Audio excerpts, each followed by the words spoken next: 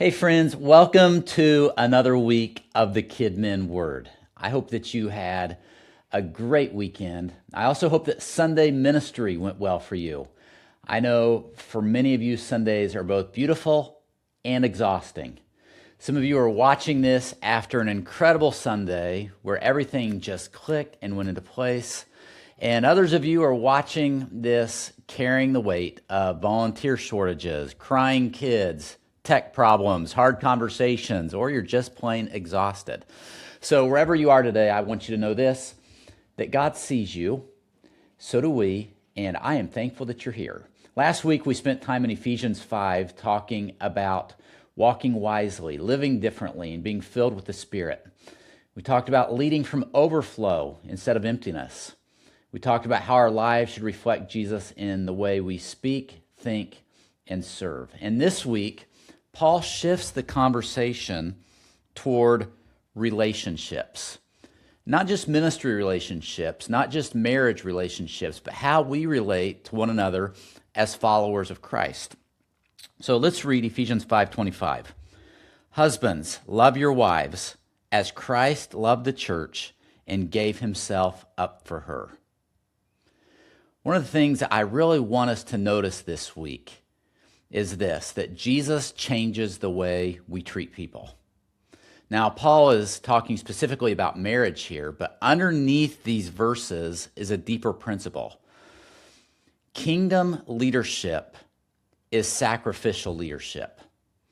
Jesus didn't lead by demanding, he led by serving, he led by giving, he led by loving. And honestly, this changes everything for us in KidMin. It's really easy to lead from frustration. It's easy to lead from pressure. It's easy to treat people like problems to solve instead of people to love. But Jesus modeled something very different. He laid down his life. And I think one of the greatest questions that we can ask ourselves as ministry leaders is this: do the people around me feel loved by the way I lead?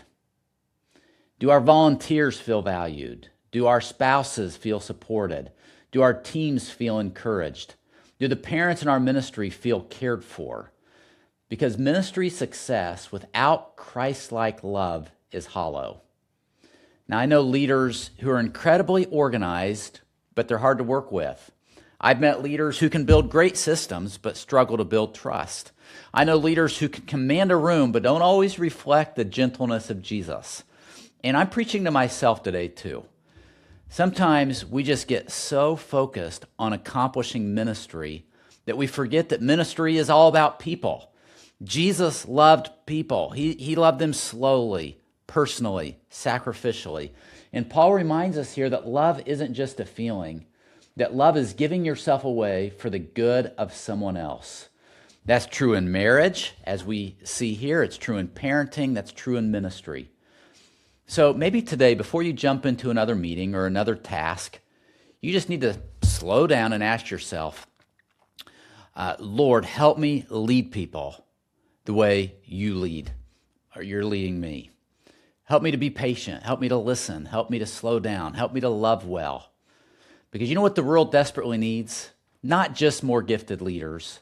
It needs more godly leaders. Leaders who sound like Jesus, leaders who treat people like Jesus, leaders who love like Jesus. And friend, that's the kind of leadership that I want for you. And this starts long before we step on a stage. It starts in the ordinary moments, the conversations, the car rides, the text messages, the hallway interactions, the late night calls from a volunteer. That's where Christ-like love becomes visible. So as you start this week, I just want to encourage you. Don't just lead people, love people. Love like Jesus loved you. Thanks for joining me today on the KidMin Word. Tomorrow we're going to talk about what it means to create a culture of honor in our relationships. I'll see you then.